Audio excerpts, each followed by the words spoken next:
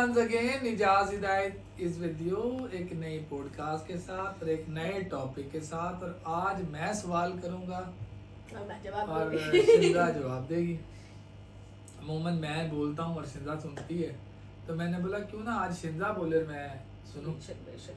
सुनना भी एक फन है, हर कोई नहीं सुन सकता, सुनना बड़ा मुश्किल काम है। और मैंने कहा कि मुझे आदत है बोलने की, तो why should not I stop and start listening. तो मैंने सोचा तो आज शिंदा कल जो हमने जो बनाई थी इंग्लिश में किया था। और if you want me to speak in English medium और उर्दू में करें। देखिए इंग्लिश के लिए आपके पास मटेरियल बहुत है, मगर हमारा मकसद है कि हमारे जो एशियन बच्चे हैं वो ज्यादा से ज्यादा समझ सके। ठीक है, तो या जो कोई लेमैन आदमी है, जैसे किसी के पेरेंट्स को या किसी के वो क्लोज वन को कोई हार्ट डिजीज हो जाती है, फिर वो नेट पे सर्च करते हैं कि क्या चीज है, तो उनको मटेरियल इंग्लिश में मिलता है। तो इतना आम कर दो कि हमारी आम आवाम को दिल के बारे में पता हो कि क्या होता है, हम क्या करते हैं, ताकि जो है लोग इससे। अच्छा, तो फिर एक काम करते हैं जी, आज हम बात करते हैं कॉर्नरी आर्टरी बाईपास ग्राफ्टिंग की। ठीक है, पिछला जो हमने किया था वो किया था कॉर्नरी आर्टरी डिजीज। तो थोड़ा सा कॉर्नरी आर्टरी डिजीज को उर्दू में करके फिर फौरन ही कॉर्नरी आर्टरी बाईपास पे चल, जिसे कहते हैं कैबेज हमारी जुबान में। आज उसका कैबेज, उसका बाईपास था, उसका कैबेज था, है ना, यही कहते हैं ना। तो चलें जी, ये बीमारी होती क्यों है, हमने कहा था इसमें दो तरीके, इसको थोड़ा सा रिवाइज कर देने कि कॉर्नरी जो दिल की जो शरियानी है, जो दिल के पट्टों को खून सप्लाई करती हैं, वो उनमें ब्लॉकेज हो जाता है। ब्लॉकेज होने की वजह होती है शरियानों में सोजिश, उर्दू में सोज यानी उसका सूज जाना।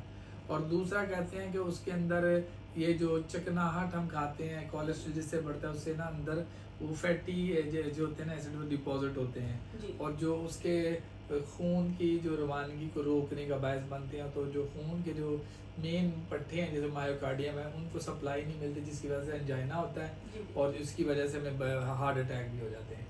ऐसे ही तो इसको कहते हैं एथ्रोमा और एथ्रोसिक्लोरोसिस, यही कहते हैं, ये बीमारी है। तो आज हम बात करेंगे कि ये बीमारी तो हो गई और उन्होंने कहा जी इसका जी बाईपास करना है, यानी कि उसकी CABG करना है या कैबेज करना है या कॉर्नरी आर्टरी बाईपास ग्राफ्टिंग करनी है। ठीक है, तो ये कॉर्नरी आर्टरी बाईपास ग्राफ्टिंग क्या है? Coronary artery bypass grafting, coronary से आपको पता होना चाहिए कि कॉर्नरी वो वेसल्स होती हैं, कॉर्नरी जो आपके हार्ट के मसल्स को ब्लड सप्लाई कर रहे हैं। अच्छा, ये जो वर्ड कॉर्नरी है ना, जी, मेरी आदत है मैं बीच में बोलता हूँ। ठीक है, ये इसकी एक स्टोरी पता है कॉर्नरी से क्यों कहते हैं? नहीं। कॉर्नरी वर्ड निकला क्राउन से। ठीक है, कॉर्नरी है क्राउन से। क्राउन जो ताज होता है, जो सर पे पहनते हैं बादशाह। तो अभी तक कभी भी देखना, ये जो कॉर्नरीज है ना, इनके अगर डायग्राम बनाओ तो ये ताज की तरह बनी होती है, ये दिल के अंदर ताज बनाती है। इसे कहते हैं कॉर्नरी आर्टरी। तो जो कॉर्नरीज हैं, जब इनके अंदर और ये जो कॉर्नरी आर्टरी है, ये दिल के पट्टों को खून सप्लाई करती है, ऐसे ही है। और इसमें दो बड़ी आर्टरियां होती हैं कॉर्नरी, लेफ्ट मेन, ठीक है, लेफ्ट कॉर्नरी और राइट कॉर्नरी आर्टरी।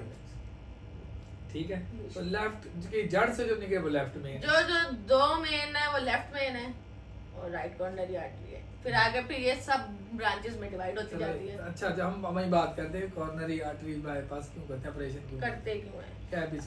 कैबेज जो है हम इसलिए करते हैं कि जो कॉर्नरी आर्टरीज हैं इनके अंदर हो जाती है ब्लॉकेज कैसे होती है कि वो डैडी पहली वीडियो में एक्सप्लेन कर चुके हुए हैं कि इसके अंदर जो है फैटी एसिड्स की वजह से हाइपरलिपिडेमिया हो जाता है, मतलब लिपिड फॉर्मेशन हो जाती है, या फिर कोई भी ऐसी चीज जिसकी वजह से आपके फैट डिपॉजिट होना शुरू हो जाता है, वो बन जाता है। और अब वो जो है आपके ब्लॉक करना शुरू कर देती है। अब ब्लड फ्लो बहुत ज्यादा होता है कि प्रेशर से आ रहा है, तो जब प्रेशर से आता है कोई चीज स्टक करिए मारती जाएगी तो फिर जो फैटी एसिड है या जो वो है वो टूट जाता है। जब वो टूटता है तो वो वेन के साथ उखड़ के टूट जाता है। हाँ। तो अब वो जो नीचे जख्म रह जाता है उस पे आ जाते हैं प्लेटलेट्स। उसमें क्यों आते हैं प्लेटलेट्स? जब कोई भी चीज जख्म जिसमें होता है तो आपका इम्यून सिस्टम एक्टिव होता है, तो वो फिर आपके जो खून रोकने के जो मादरियात है ना, जैसे प्लेटलेट्स है, एल्बुमिन है, ये WBCs हैं, वो एक्टिव होते हैं, ये सारे एक्टिव हो जाते हैं। जब ये एक्टिव होते हैं तो ये क्या करते हैं, उस जख्म को हीलिंग प्रोसीजर में ले जाते हैं, उस पे एक्यूमुलेट होना शुरू हो जाते हैं। जब वो एक्यूमुलेट होना शुरू हो जाते हैं तो जैसे कभी चोट लगे तो ऊपर ब्लैक स्किन आ जाती है, इस तरह वो फॉर्मेशन बना ले।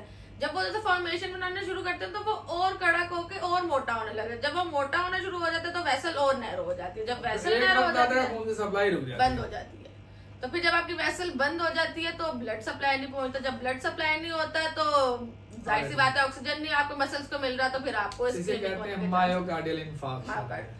एक लोग आते हैं हार्ट अटैक। अटैक फिर ये जो हार्ट अटैक होता है फिर इसको कोशिश की जाती है कि लास्ट वीडियो में था कि आप जो है ये रिवर्सिबल भी होता है कि जिससे आप नॉर्मल मेडिकेशंस वगैरह से अगर ब्लॉकेज कम है तो उसको ट्रीट कर सकते हैं। लेकिन अगर अटैक हो गया, अगर हो टिश्यू गया डेड हो जाता है, टिश्यू डेड हो गया, अब उसके लिए वो इरिवर्सिबल इरिवर्सिबल है।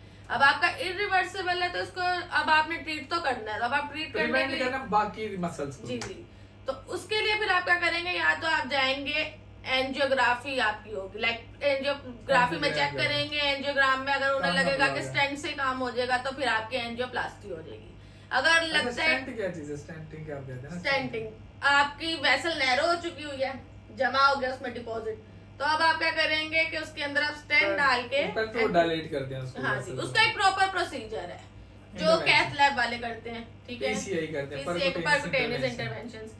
उसमें आपको जो फीमोरल के थ्रू एक कैथेटर डालेंगे, फिर आपके वेसल को डायलेट करेंगे, फिर उसके अंदर वो मतलब कि स्टेंट वो चीज है कि वो लाइक वायरिंग इन्फोर्समेंट हो गई कि आपकी वेसल जो है ओपन हो जाए, पाइप बन गया कि आप जो है अंदर पाइप डालते हैं वेसल खोलने के उसे लिए, कहते हैं स्टेंट, स्टेंट, ताकि वो खून बहाल रहे, पेटेंट रहे। इन केस एंजियोग्राफी के अंदर पता चलता है कि भाई वेसल्स बहुत ज्यादा ब्लॉक है, क्योंकि हमने बोला एक राइट है एक लेफ्ट है और उसके बाद फिर वो सब ब्रांचेस हैं। तो अगर वहां पे बहुत ज्यादा तो कितने स्टेंट आप डाल लेंगे, तो इसलिए फिर ये है कि आप उसको रेफर कर देते हैं सर्जरी में, जो आती है कार्डिक सर्जरी। और सर्जरी में फिर हमारा काम जो कैबेज होता है वो ये होता है कि जो वेसल है उसको बाईपास करके हम दूसरी जो है वेसल लगा देते हैं ताकि मसल्स को। तो बाईपास से मुराद ये होता है जैसे आपने कभी सफर में भी देखा, कहते हैं जो बाईपास कर दो, वो रोड बाईपास हो जाते हैं ना, कहते हैं हाईवे पे बाईपास से टुर गए कहते हैं ना, कि मतलब छोटी मोटी गलियों को छोड़ के सीधा डायरेक्ट स्ट्रेट चले गए।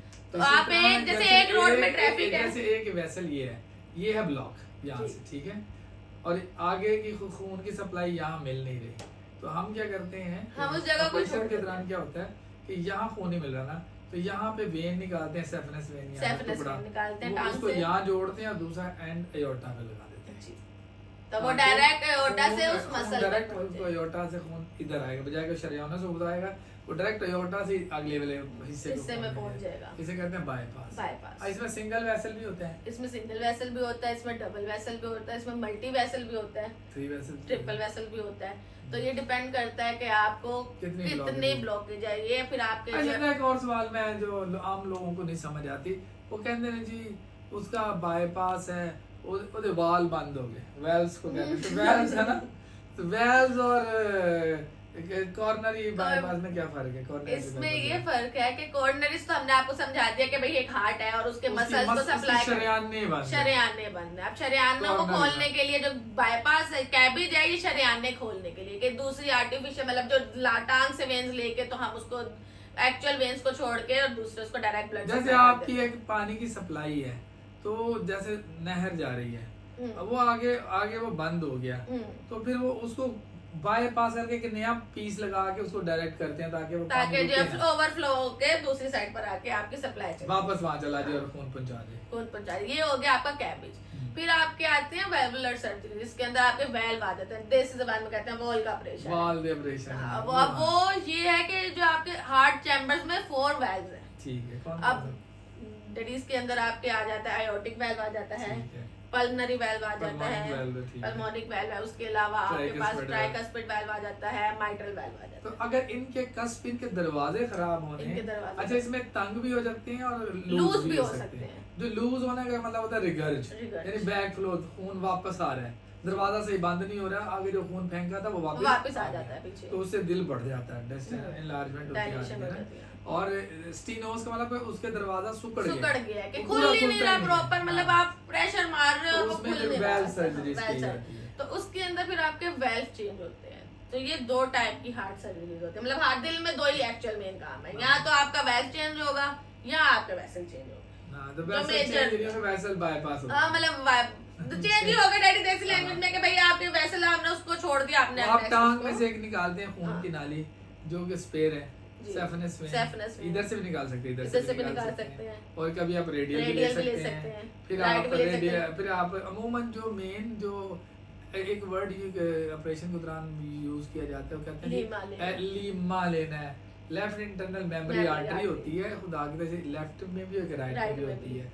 तो इसको आप एज ए स्पेयर यूज करते हैं, तो एक एंड तो उसका जुड़ा होता है पीछे अयोटा की सप्लाई के साथ, दूसरा एंड जो होता है ना जो स्टर्नल को सप्लाई कर रहा होता है वो उठा के आप एलएडी पे लगाते LED हो। पे। एलएडी है left anterior descending Descending artery. artery। Left का मतलब होगा खब्बा, बाएं, या तो बाईं तरफ हार्ट के बाएं की तरफ जो लेफ्ट वेंट्रिकल के मसल्स हैं, लेफ्ट एट्रियम लेफ्ट वेंट्रिकल, जिसमें हार्ट को ज्यादा जोर लगाना पड़ता है, खून पुश करना होता है पूरी बॉडी को। पूरी body को। तो मेन जो सप्लाई आपकी डिस्टर्ब होती है अगर उसकी हो तो फिर पूरी हार्ट को सप्लाई का प्रॉब्लम आता है। तो एलएडी लेफ्ट एंटीरियर डिसेंडिंग यानी एंटीरियर यानी सामने वाली, डिसेंडिंग जो पी आगे तक चल रही है लेके चल रही है, एंटीरियर फ्रंट पे। तो एलएडी पे अमूमन हम ये लीमा जो लीमा लगाते हैं। या क्योंकि लीमा का लीमा जो लाइफ स्पैन है वो वैसे भी ज्यादा है क्योंकि वो ये आर्टरी artery है, और जो वेन है उसका लाइफ स्पैन थोड़ा कम है, वो बाद में 8 से 10 साल तक तो आपका सेफनेस वेन चलता है, ग्राफ चलता है। जी ज्यादा भी चल सकता है, लेकिन अमूमन ये उसका लाइफ स्पान।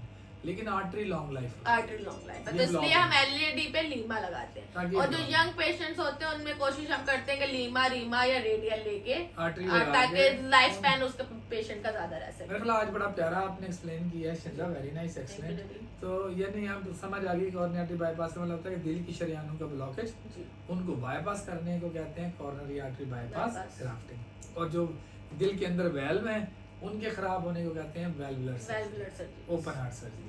ठीक है, तो गाइस अगर आपको आज की वीडियो पसंद आई है तो उसको लाइक करें, शेयर करें, कमेंट करें, और फिर एक नई बात के साथ नई टॉक के साथ हाजिर होंगे। जब तक के लिए लाफ।